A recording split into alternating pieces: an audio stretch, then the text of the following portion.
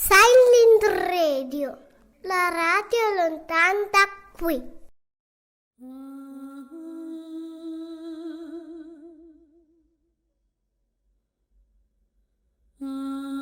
She sent him a dream so he would know, and she whispered, remember.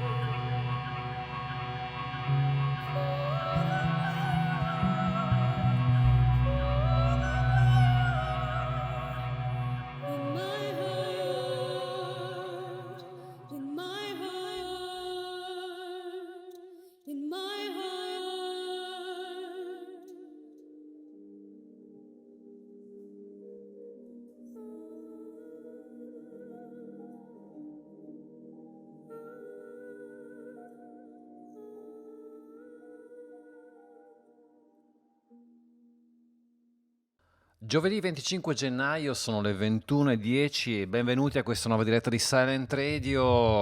Ogni volta dico una diretta speciale.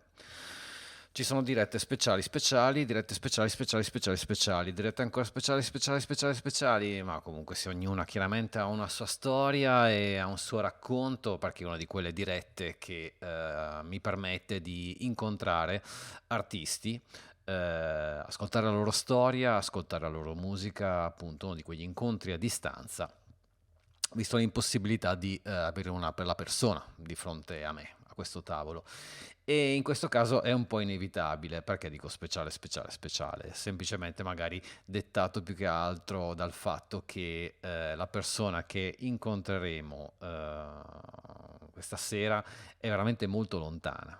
La direzione da Fantecolo è verso New York e quindi appunto c'è un oceano di mezzo, c'è tanto spazio che però, voglio dire, possiamo aggirare grazie alla tecnologia e incontrare questa sera la musica dei Bipolar Explorer. Tra qualche istante sarò al telefono con Michael, augurandoci chiaramente che la linea regga, però abbiamo fatto delle prove e così dovrebbe essere. E non mi è mai capitato di di avere un incontro con un artista così lontano e col quale mi toccherà parlare in inglese, il mio inglese maccheronico che sicuramente si farà sentire. Però insomma ce la metterò tutta a fare in modo che gli studi del passato di un secolo fa abbiano un senso. Quindi la musica appunto di Bipolar Explorer, la voce, il racconto di Michael e bando agli indugi. Passo al telefono e vediamo come ci aiuta la tecnologia.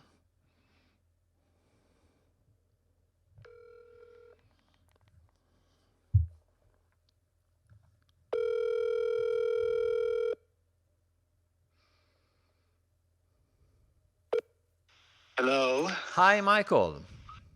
Hi, Tiberio. Yeah.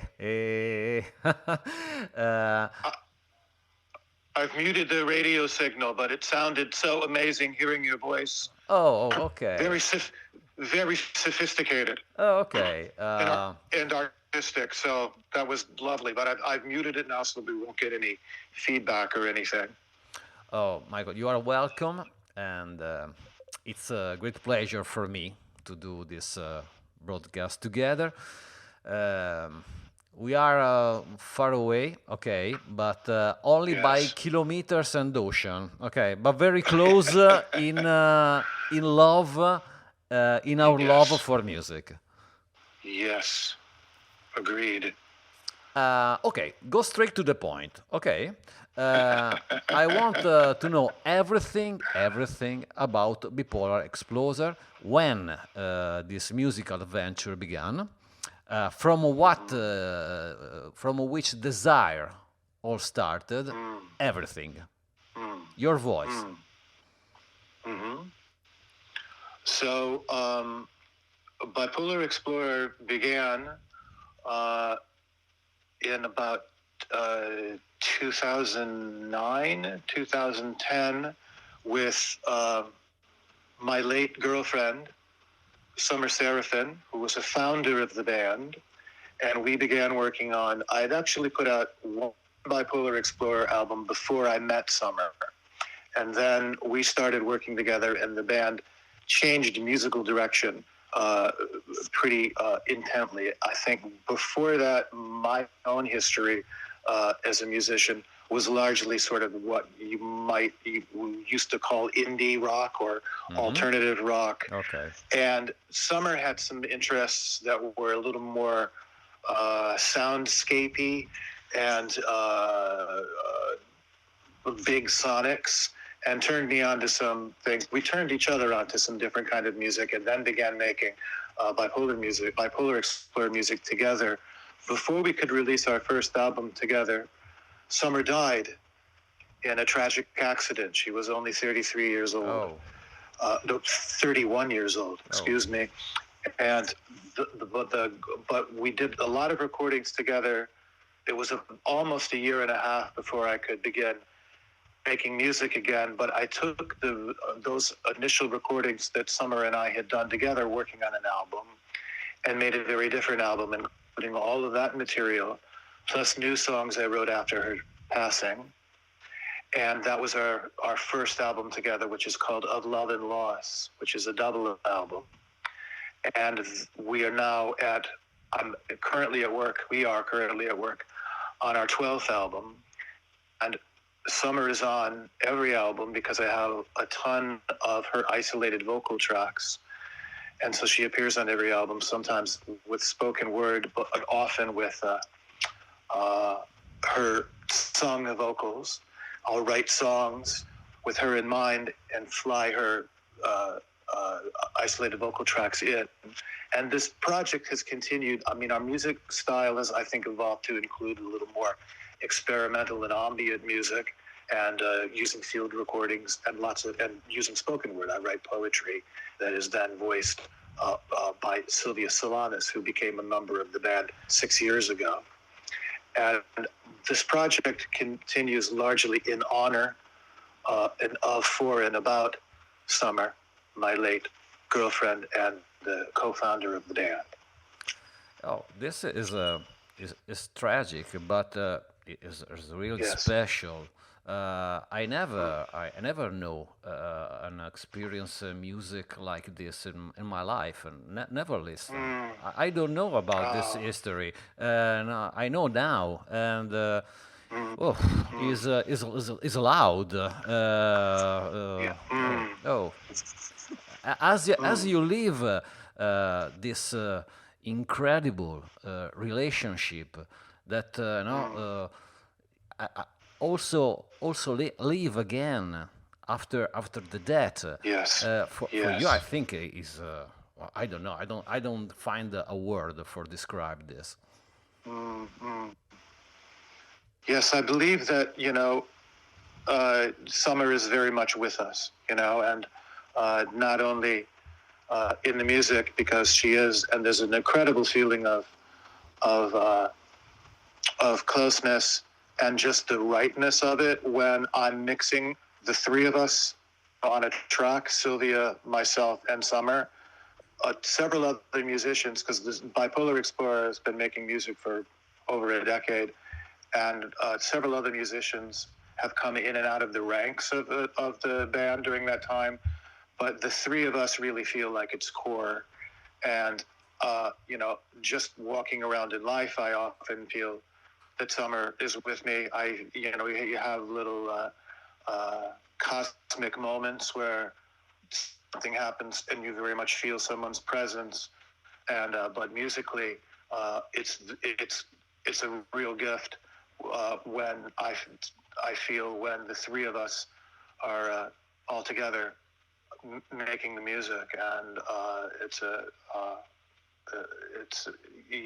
I think you're right, Iberio. There's a second life to things because things continue to live, within the music, and that's one of the most amazing things about music itself, that you can't touch it, but it touches you. I don't like soul music, but this is the soul music I like. Okay. Oh, thank you so much. What a No, kind really, thing to say. really.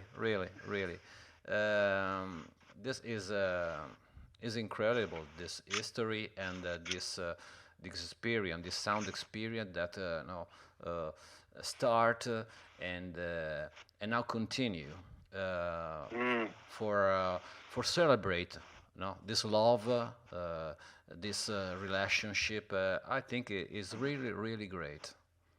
Thank you so much. Michael, okay, technical question, okay. Sure, yes, of course.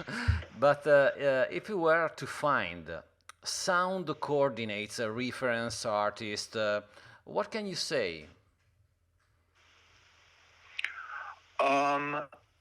That's a great question, Tiberio. I think that even in my experience as a fan and listening and reading other musicians who I respect and admire, that I think when one is asked that question, one often mentions the people that we hold dearest in our hearts, that their music has moved us and made us want to make music and has been inspirational.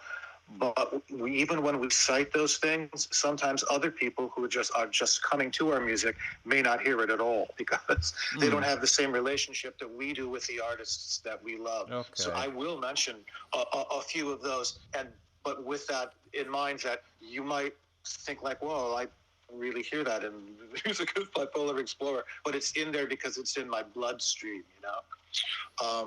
I think. Is it all right if I continue on speaking for some time? Because there's a few people that I'd like to include. My very earliest musical inspirations, and I think this may be for you and I were speaking about this after the New Year's broadcast, your wonderful New Year's broadcast, where you had so much incredible music and wonderful guests on, and that it ended with the Ramones. And you and I were talking about that, and I think you're right that regardless of what genre of music you play, the Ramones are kind of at the, if it's independent music, they're at the root of it. Even if you're playing something wildly experimental or any other kind of style, that sense of do it yourself. They were the trailblazers. They did that, and I have still great appreciation for them and for that music that I grew up with, the punk rock and American and British underground alternative music, up through and then including then moving into shoegaze and things like that. So I always think of people like the Ramones, the Replacements, Tusker Du, the Clash, Minor Threat. I spent a lot of time in Washington, D.C. That's where I was a youth before I came to New York City, and that scene is very vibrant with Discord and the Minor Threat and Fugazi and all of those local bands and their ethos that was very much, start a band, write songs, and just get out there and do it. Later, I think a huge thing that Summer and I both enjoyed this group, as does Sylvia, one of her favorite bands, is a group called Low, who you may be familiar with. They're from Duluth, Minnesota, and they were the Alan Sparehawk and Mimi Parker, the late Mimi Parker. Mimi just died of breast cancer 2 years ago. Lovely. But they... Yes, a huge influence on us. That voice, that drum, incredible. The way they sing together, isn't it just beautiful? It's it's just so moving. And his songs are he's a wonderful songwriter, I think. And the minimalism of that band also, they never do too much, and it always serves the song. And they're hugely influential to us, I think, also. Later, as we began to be, I'll just to finish this up because I know you want to get onto something else, but I just wanted people. I think as we began to find, we always listened to experimental music and ambient music, but it seemed to get more and more into my writing and our sound.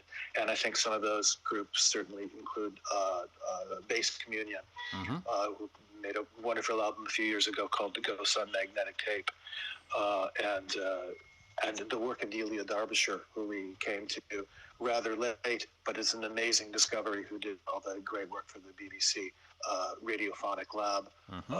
Those recordings are, The Dreams in particular, is amazing work, and 100 others that I would credit. But I always love attempting to answer that question, Muriel, so thank you for asking.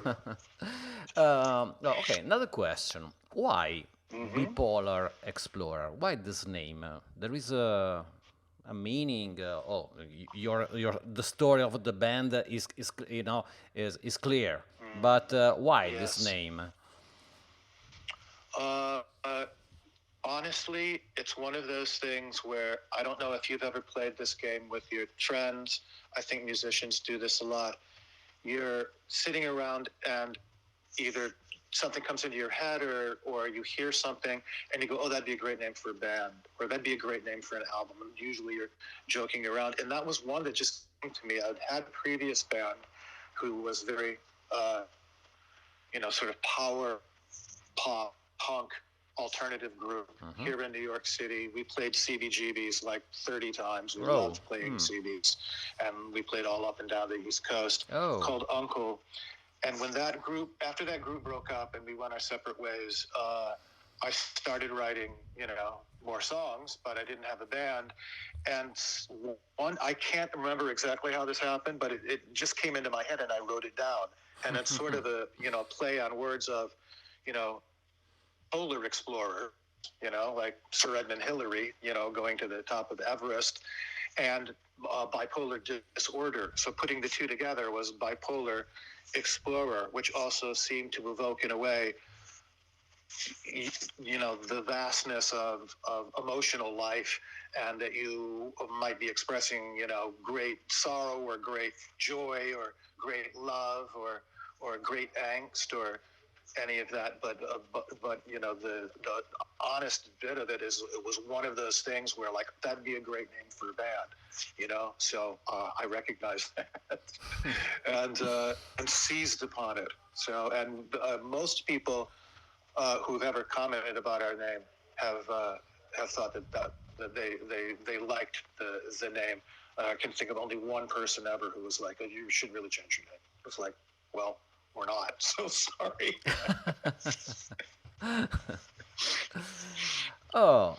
Okay. Let's move onto the first listening set. What do you have prepared? So, Tiberio, for everybody listening, and thank you so much for listening, of course, to Tiberio's amazing show, which is always amazing, and we're so honored and delighted to be here. This little set of music are some selections from one of our double albums that came out in 2020. It's an album called Deux Anges, which is French for two angels. And these are, I think, 5 or 6 tracks from that album, which is a 30-track album. So, but we picked a few to kind of represent some of the different things that we do. And we hope you like it. Okay, perfect. We will talk to you later for the second part of our live broadcast with the open microphone. Okay, but very good. But now music, Bipolar Explorer music. Okay, see you later. Okay. Bene, questa era la prima parte della chiacchierata insieme a Michael, e voglio dire, il fatto di scoprire davvero in qualche modo la dimensione dei Bipolar Explorer, che nascono appunto anche da un fatto così tragico, ma che appunto poi Summer continua a essere presente all'interno della musica portata avanti da Michael e anche con il contributo di Silvia. È davvero, prima al microfono, quando io ho detto che un'esperienza del genere non mi era mai capitato, quando appunto una persona così cara non è più qua tra noi, soprattutto con lui, eppure in qualche modo recuperando appunto registrazioni della sua voce, la sua musica può ancora, la sua presenza può comunque ancora riverberare con composizione sonora, con anche appunto un approccio musicale davvero, davvero molto molto speciale.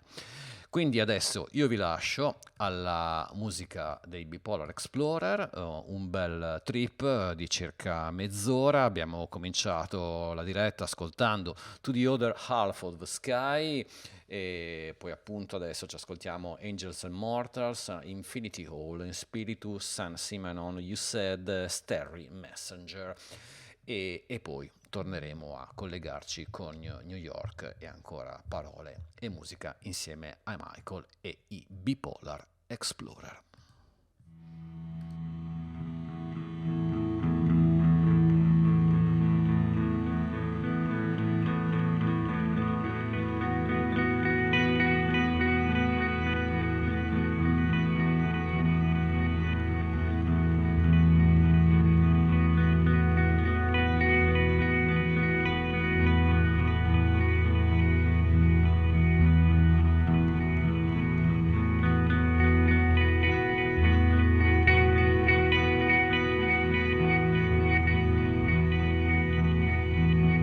angels and mortals, in the inner silence, in the pain of the world, its weight, filling our hearts in sorrow with love, our minds with wonder, our very essence with fire.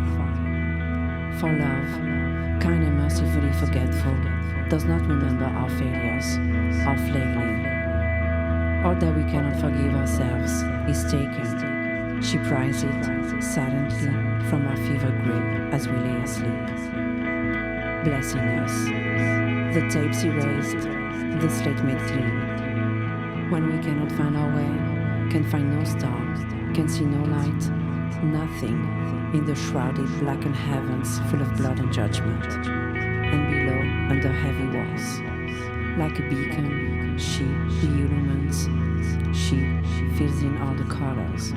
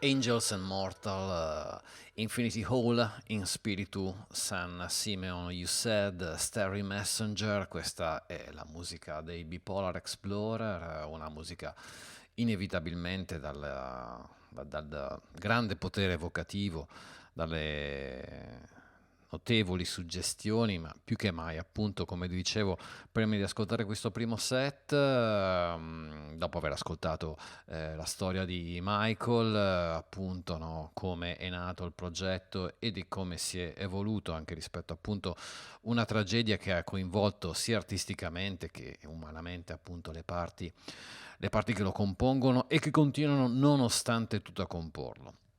Passo al telefono perché è giunto il momento di richiamare New York e di passare alla seconda parte di chiacchierata insieme a Michael e appunto i Bipolar Explorer.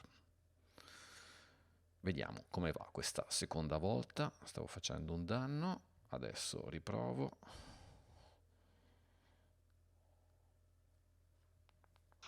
Hey, Hey Michael. how are you? Fine. Here we are. Oh, okay.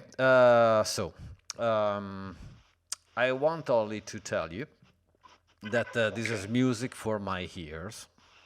Also because it takes me back to a time that I lived and that I can see again with your sounds. I find the memories, emotion in endless time.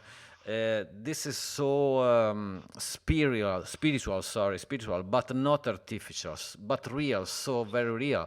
Okay, I can listen, I can find ambient, post-punk, shoegaze, but at the end I find your celebration for endless love.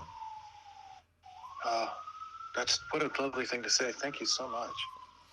And what happened to you when listened the music of Bipolar Explorer? There's a great question. I've heard a little bit of Dusage of late because there's a really great station in Cleveland, WCSB, with a wonderful experimental show called the Mysterious Black Box, hosted by this terrific woman, Lisa Moralia, and she just featured some of the Dusage. She did about a half an hour on Dusage 2 weeks ago, and I hadn't heard some of those songs in a while, and it is. And also when we played at the top of your show, To the Other Half of the Sky, which is from our album Dream Together. Mm-hmm. Hit me. I know the songs. I wrote the songs. I recorded and mixed the songs and spent a lot of time with them. But I hadn't heard them in a while, and I got emotional. Honestly, I must say, I am a bit of a softie. I'm a very emotional person, but it hit me very strongly. To the Other Half of the Sky and Infinity Hall and a few of these. I think when I get, maybe the other musicians who will relate to this as well, when I hear something shortly after its release, after we're having worked on it for months or even a year, I can still hear like, I should have, what's wrong with that tambourine? Or why didn't I add another bass or something like that? But when I get farther away from it, it surprises me, and it takes me exactly as you said, to a place where you were, when you wrote it, first heard it, whatever the experience is as a listener or as an artist. And that's a good sign that you're probably doing something fairly authentic and true to yourself. If after that time of being away from it, if it hits you in a way, and I don't want to sound, dumb or anything, but honestly, that's how I feel about it. Oh.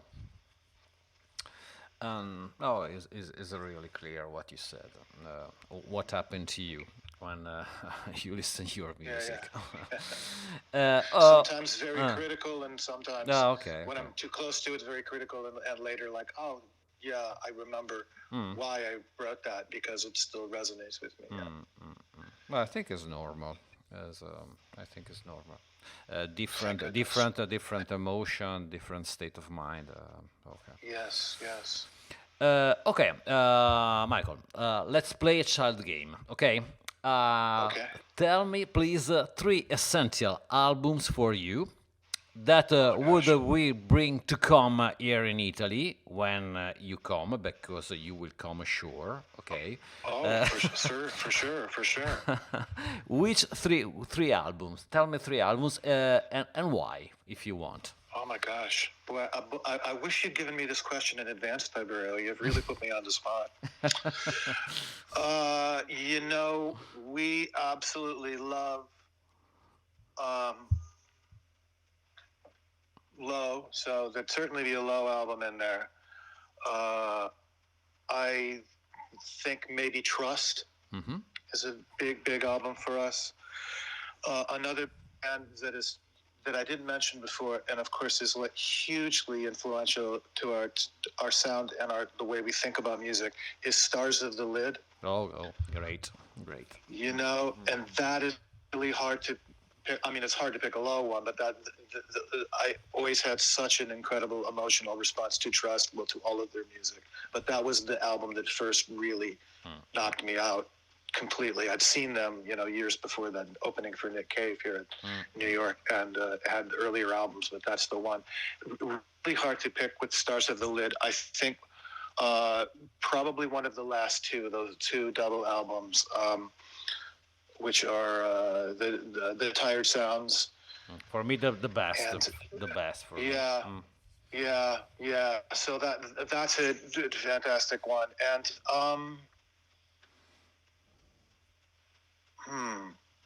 Okay, think. Okay, think. I'm gonna mix it up here and throw in.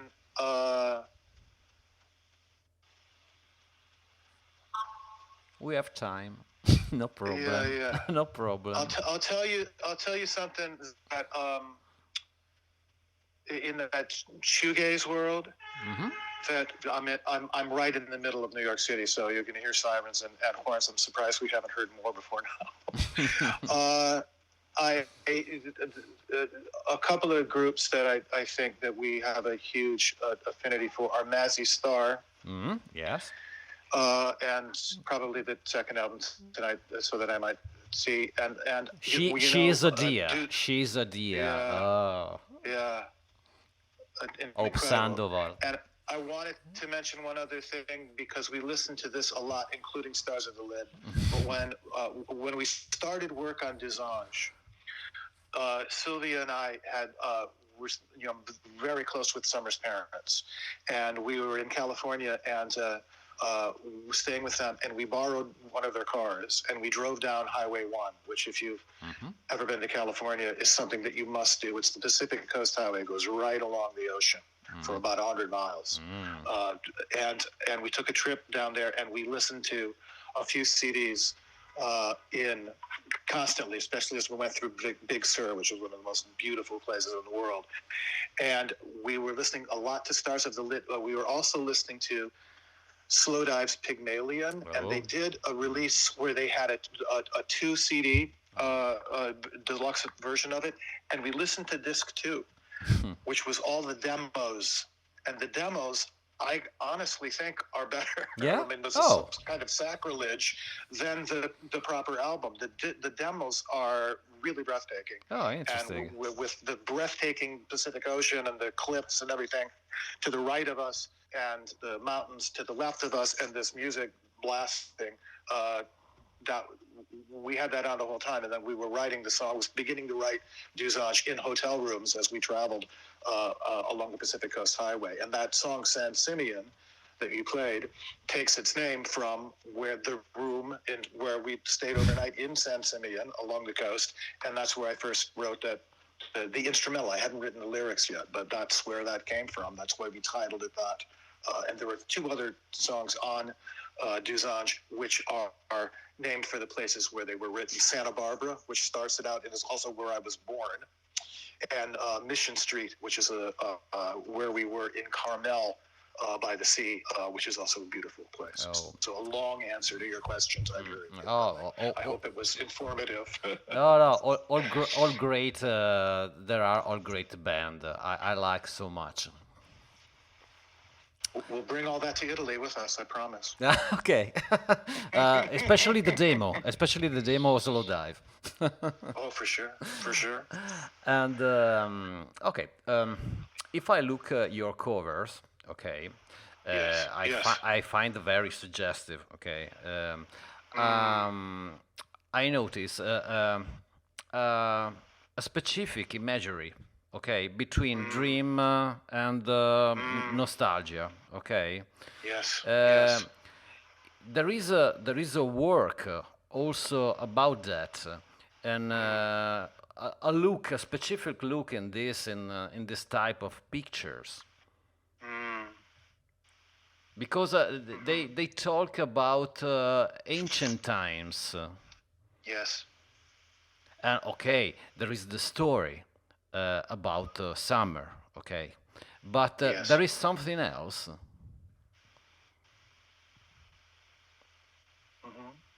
There is something else in these pictures, in this type, and this specific type of cover of your album.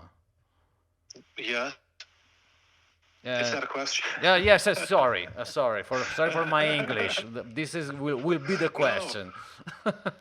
Very, very good. I thought there might be more, so I was waiting patiently. Yes, I think some of our covers as we began, we worked with artists. I think a lot of it is still of a piece, and I think you're very right that it evokes a dream life, as do many of the titles and a lot of the material. And literally, I have written songs that have come out of dreams. I hear things in my dreams. I think this happens to lots of other composers as well. And you hear something in a dream on a radio or something like that, and then you wake up and you realize that's not on a radio. That's some transmission that's coming into my head right now. That is a new song, and then you sit down and you try to figure it out or record it into your phone or something. But I think we've looked. Those kind of images have really struck me. Beginning with Of Love and Lost, there's the painting we used is a man called Alex Alemany. He's Spanish, Okay. and his painting Mediterraneo is a woman in the wave. It's a surrealistic picture. She's Okay, like lifting yeah. the waves up, and she's inside the wave. And the ones that most recently, Tiberio, I think you've seen, will be the ones for Dusange, which is a Gustave Doré Oh, illustration. great! It's great. It's great. Which is beautiful, and it's about Dusange is about two angels, and that is an experience that I had. I had an experience where I was hit by a car and in the hospital for a couple of weeks, and the day I was released, I had a pulmonary embolism, and I was dead for 10 minutes. My heart stopped beating, and that's usually fatal. And I felt that I was returned by two angels, one on earth, Sylvia, and one in the heavens, Summer, who together brought me back because I had more work to do. And when we saw this, picture, when we saw this Doré, we knew that was, it all began of one piece. I don't think we already knew it was going to be called Two Angels or Dusange, but things sort of came together in that way. I think we do, and several of our last album covers have been, as you say, more of the ancient thing, because some of the things we used prior to that still had that dreamlike quality, like the Alex Alemany.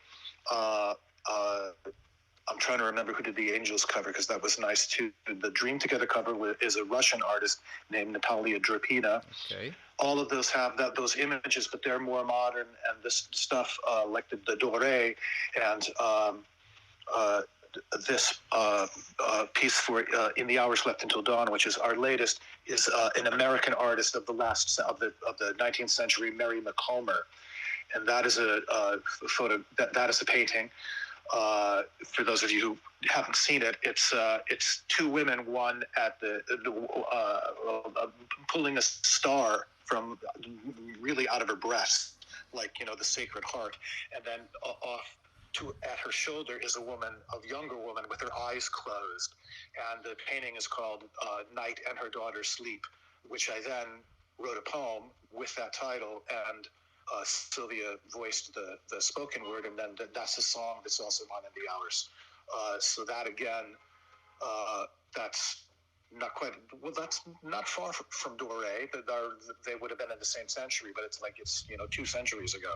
So the more, I think you're absolutely right. I think all of the covers have this dreamlike quality to them. And then for the last 3 or 4 albums, I'd say we've gone farther back in time to things in the public domain of artists who seem to evoke that for us as well. Yes. I think Gustave Doré realized pictures for Divina Commedia, Divine Comedy. Yes. And this one is from the Rime of the Ancient Mariner. Okay. For Dusage. Yes. Okay. Just wonderful work, unbelievably gorgeous and evocative work. Yes. It's really interesting your meaning. Okay, in this picture, there are that they have their meaning, but it's really interesting your meaning in this picture. What you want to say about picture and music together is really interesting. Oh, thank you. Thank you. Okay. In your live set, okay. An audience comes to listen you and your music. There is an approach much closer to improvisation in this live set, or more similar to studio work. Do you understand my question? Sorry. I do. I think that. So I have a 2-part answer for you, Tiberio. We have not played live. Okay. In a little while. It's been a few years since we've played live. We have a sister band called Tremisphere, in which Sylvia is the main songwriter and the vocalist, and I'm the multi-instrumentalist. Yeah. We just played our first live gig for WFMU here in New York City. We went down to the studio and played a live show for them about 2 months ago, which put in mind again that it's been a while since Bipolar Explorer has played out. And Sylvia has not been with the band in the years since we last played. Okay. So where FMU would really like us, Bipolar Explorer, to play live. So I think we're definitely going to do that. So considering, for anyone listening and for yourself, you can hear, I think, to some extent, in those songs from Dusage, that we've embraced an experimental component to our music. I think we haven't quite figured out a way how to do a live performance. I think we'd be more inclined in live performance to do the spoken word, the ambient, and these guitar-driven songs. Some of the more experimental stuff uses field recordings and tape loops and stuff like that. I'm considering a way to do that, and to bring our synth with us, to bring our Moog with us, but the other part of your question, when we do play live, and it hasn't been that long ago, I think to some extent there is an improvisational aspect to it, because I, at this point, am now the primary instrumentalist, if not the solo instrumentalist. So I can't play 5 or 6 instruments at one time. And so there's some improvisation in terms of, you can do a lot of things with stomp boxes, and effects, but is me influenced by the material and by the recording, and not trying to completely faithfully reproduce that. If it's Sylvia and I, and perhaps Summer in a tape loop, then it's what else can I do in the sonics in that space to create the atmosphere and the environment that is faithful to the song, but not necessarily an exact reproduction of what we did when we recorded, because that's difficult. Unless one was to put together more musicians, which I was just reading. I'm nattering on here a little bit, Tiberio, but you put the bug in my brain, making me think about it. There's a group that we quite like that also performs very infrequently, called Love Lies Crushing, which we just recently got turned on to. And when they play, that they're a duo. You know, it's a guy playing all the guitars and a woman singing. And not unlike us in a way, and he does a lot of manipulation with the guitars. So, but when they've played live, which is only a handful of times, like 7 times in 25 years, he brings in a couple more musicians so they can fill in that sound. So that's a possibility. I mean, we know lots of folks and you know, people that come in and out of the band, and that could be another approach, is to add musicians for a live performance. So the short thing is that for the most part we've been a studio band for the last 5 years, but people are agitating for us to play live, particularly some radio shows that have been friendly to us out in California and here in New York. And so we're really up to thinking about, like, yeah, well, we want to say yes, so how do we do that? So maybe you'll tell us exactly how we should do it, Tiberio, and we'll follow your instructions. Oh, okay, but I think no, but I think your music is perfect for a house concert, okay. But at the same time, also, or small places, okay, or Bipolar Explorer, okay, in front of Infinite Horizon. Okay, or little small, or little great, or greatest. Sorry, or little small or greatest. I imagine these two type of scenario. Okay, Yes. not When we were not just- not the middle. Okay, not club. Not no. Okay, house Yeah. concert or infinite. Yes, and I'll tell you that is absolutely spot on, because how we were playing when we were playing live a few years ago were shows like that. We were playing in art galleries. We did a monthly house show right here in New York in my apartment, where we record and rehearse. We would have people over. We would make food, and we would have those house shows, which are also part of my musical growing up in DC. That's what everybody did. They did house shows and they played those kind of gigs, and churches and art museums, and where it's about the music, and it's not in a bar where it's about, like, did they sell enough beer tonight? Yeah, Yeah. no. I understand. Yeah. And But I love the idea of outside too. I think that's a wonderful idea, and a couple of people have thrown that idea out to us, and it's just never happened yet. But I'm very down with that. That sounds like a wonderful idea.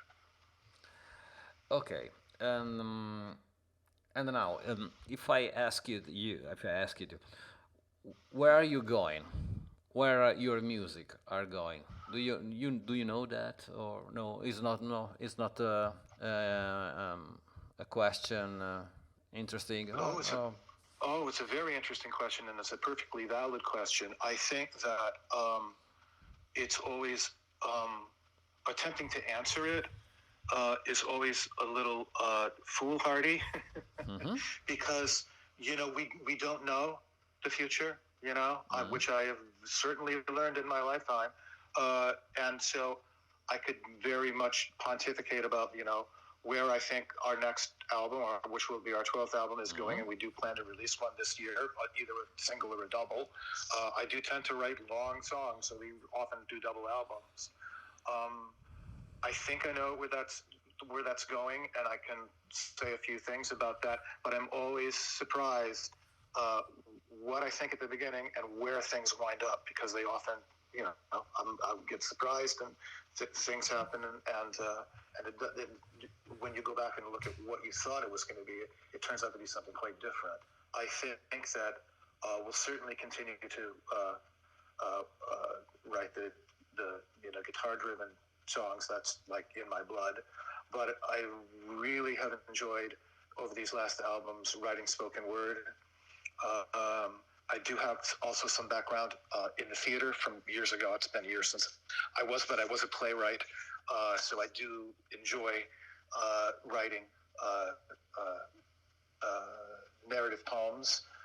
Sylvia's wonderful at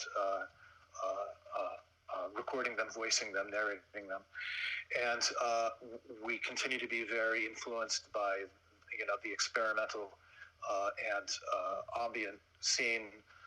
Losko, William Basinski, Jan Novak, lots of people that I don't want to get into too much because I'm going to forget someone, but those are three I can mention right away. So I think we'll continue with that. I've really enjoyed sounds, and that's part of the ambient thing, finding new sounds with synthesizer, but also field recordings. And when I was in France in the summertime, I made a lot of field recordings and brought them back. Those will definitely be, put to use on the next album, as we did on the last two. You use these field recordings and then begin to underscore them with other music. One of the projects that we just recently had was a wonderful project in the UK, in England, called Cities in Memory, and I discovered them during the pandemic, and they do all this wonderful work where they do field recordings, and then they commission composers to write a piece using one of the field recordings, and then kind of underscoring, which was kind of what we do. And so we're going to be on the next one. Our next release will be in February, as part of that the compilation album that Cities and Memories is doing. We have a new track, and it features. I bought a baritone guitar in the last a little while, and it's the first time that I will have a recording baritone guitar on something, but it's got synth, it's got Summer and Sylvia are both on it also, and I think we'll continue to expand the sonic pedal like that. And I mentioned the Moog, which is also a fairly new instrument for me. I've been playing synth for a couple of years, but this thing really blows your mind. So I think that's going to work heavily in the new album as well. So that's all that I have, brewing right now. But when we talk 6 months from now, Tiberio, you can remind me what I said and say, no, that's not what you did. Because we may find other things, come forward during that time, because it seems like it almost always happens that way. No, I like so much your touch with guitar. Oh, thank you. Really. Thank you. So that's a love, yeah. Okay, we are ready for the next set of listen, and also in this case you have chosen some song from a specific album. What do you want to say about that? This is our most recent album. This came out in April of last year. It's called In the Hours Left Until Dawn. It is, like Dusange, another double album, and we've selected, I think, 5 tracks. So there's 22 tracks to the album, I think, and we've selected 5 tracks, and again try to represent a little bit of the stuff we do, the guitar-driven stuff, the spoken word, the ambient and experimental, and so that came out a few months ago, and we hope you like the stuff. Michael, thank you. Oh my gosh, thank you so much. With all my heart, for this live broadcast together. And I said at the beginning, the distance is only in the kilometer and the sea between us. Yes. And I really hope that there is a opportunity to meet. Absolutely. Well, I loved that you said, well, first of all, it was a great honor to be on the show. Thank you so much for inviting us. Honor for me. I liked so much that you said, now when you come to Italy, what records are you bringing? Because we absolutely will. Great, we will great. come and we will bring records. No, I really love what you're bringing forward, your music, your poetry, your word. Your love so for that present. Again, there is again with us Yes. As they say at the end, we'll meet again soon. Absolutely, yes. Thank you Long, so much. long live Bipolar Explorer. Yes, and thank you. And to you. Bye Michael. Bye, Tiberia. Bye. Thank you. Bye. Ciao. Bene, e questa era la seconda parte di chiacchiere insieme a Michael per parlare dei Bipolar Explorer, esperienza sonora che porta avanti con Silvia e con appunto la presenza eterna di Summer. È stato davvero toccante ascoltare questa storia e di come appunto un amore poi è difficile dire queste cose senza essere retorici, senza usare parole idiote come spesso faccio, ma è davvero difficile però non dire di quanto tutto questo sia emozionante, che va anche al di là dell'aspetto puramente del genere musicale. Poco importa che poi alla fine io mi ritrovi in quello che i Bipolar Explorer fanno, perché è un genere che amo da sempre, che sento vicino, ma se poi ci metto il carico anche dell'esperienza di Michael e del suo celebrare appunto una presenza che continua ad esserci, questo grazie anche appunto a quello che fa musicalmente, alla sua voglia di comporre tornando continuamente a quella memoria. Questa non è un'ossessione, è semplicemente veramente tanta vita che continua al di là di tutto e tutto quello che può capitare, a che punto che significa anche a perdere una persona così cara, così vicina. Questa è, vabbè, avanti di frasi retoriche, oramai non ho più vergogna. Questa comunque è la forza della musica, quando la musica è onesta, quando la musica è sincera, quando è reale, quando non è, diciamo, circondata dalle puttanate che alla fine nulla hanno a che fare con l'arte. E mi sa che è meglio che mi fermo qua. Questa diretta di Silent Radio era dedicata appunto ai Bipolar Explorer, ci aspetta il secondo viaggio sonoro insieme a loro, appunto come ha annunciato Michael, Far Away from Fate, Montparnasse, Matins, A Dove and a White Horse e The Amber Light. È stato davvero bello parlare con lui, al diavolo i chilometri di distanza, al diavolo tutto quello che ci può separare, ma alla fine ci ritroviamo qua. E questo vale, e tutto il resto veramente in seconda battuta. Grazie davvero di cuore anche chi è stato con noi questa sera, una puntata un po' difficile perché chiaramente il mio inglese lascia molto a desiderare, però voglio dire, c'è davvero l'intento di incontrare artisti e persone che mi fanno stare bene, mi auguro anche voi. Ne approfitto perché Paola mi scrive in questo momento. Paola è in Messico, quindi non è molto distante, è più vicina a lei di Michael di come lo sono io con lui. Questo è quello che vale. Grazie Paola, come sempre, delle tue parole, me le leggo per me perché sono cose appunto che alla fine non è che dobbiamo sempre spiattellare tutto per social, ma appunto ritornare a un po' di intimità tra amici ovviamente, che si vogliono semplicemente bene.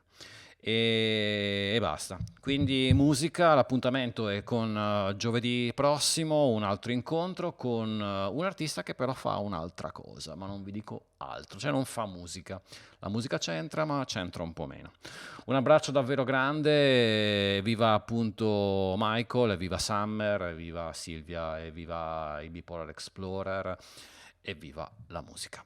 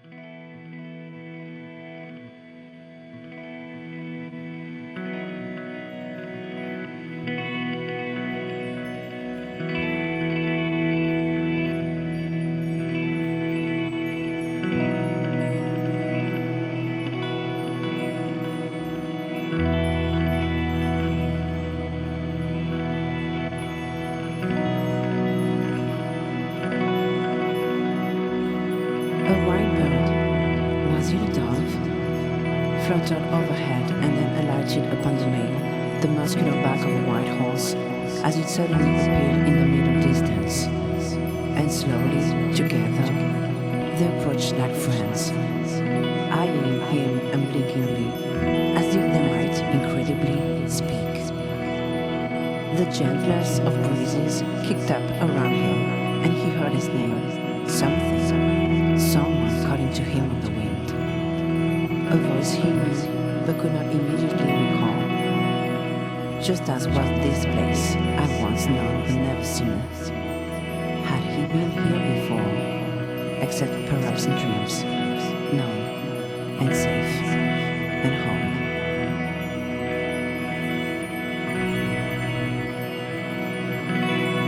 A white bird